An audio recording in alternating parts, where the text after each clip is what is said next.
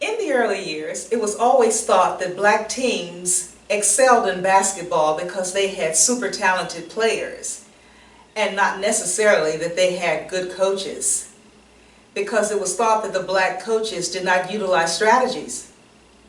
Coach Ridley debunked that myth because after each decade proved that the talent distribution at Pearl High was different, he still was able to create winning championship teams.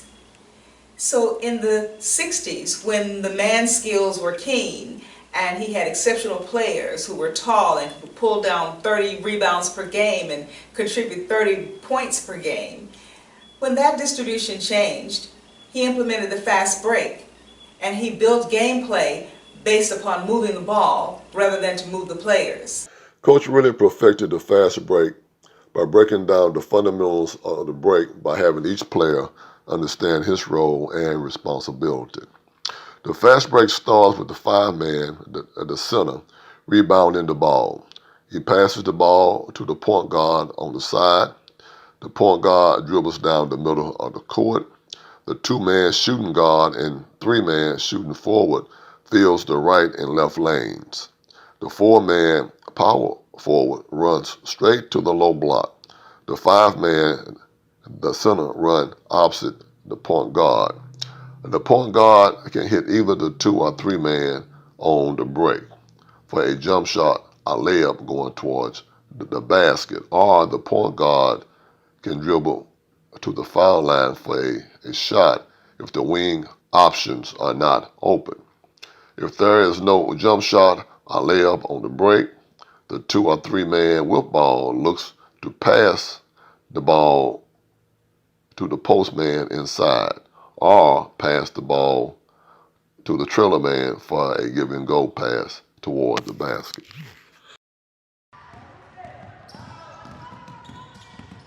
Coach Ridley's teams used this play throughout the decade, from the late 1960s all the way through the 1970s.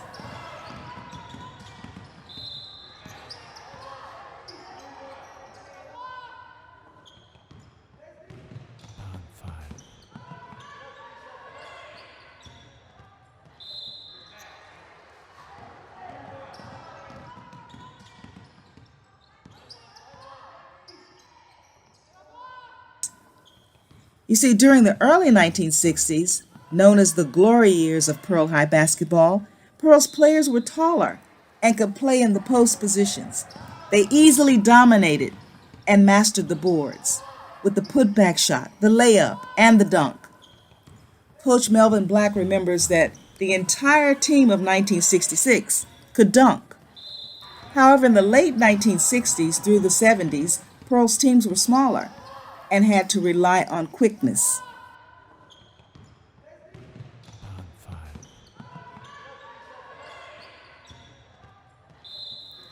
The fast break works on the basis that the ball can fly through the air more easily than a man can dribble to shooting position when the opposition defense is in his face.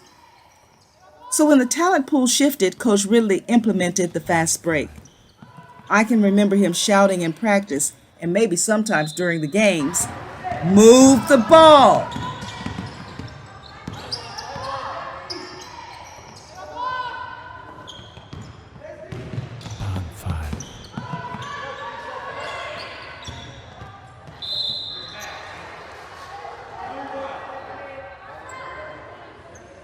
Because with each decade, Coach Ridley changed the Tiger basketball strategy to meet the varying strengths and capabilities of his team players.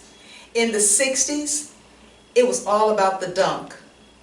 In the 70s, the fast break. And in the 80s, when the talent distribution changed once again, it was the use of the magical tooth reach zone. Riley Walton of the 1981 team is going to describe for us the 2-3 zone while we look at some action shots from that 1981 game in which they defeated the number 1 rated Kingsport Dobbins Bennett.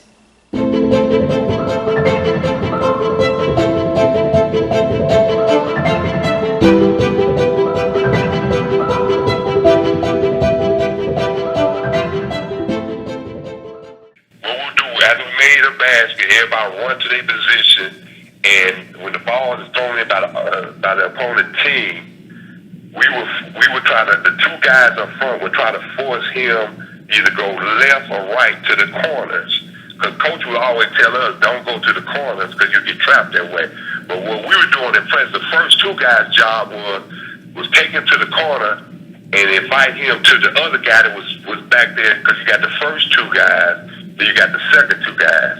When they force him into the corner to the other guy, of course they'll force him to stop, and then they will put their hands up and trap him.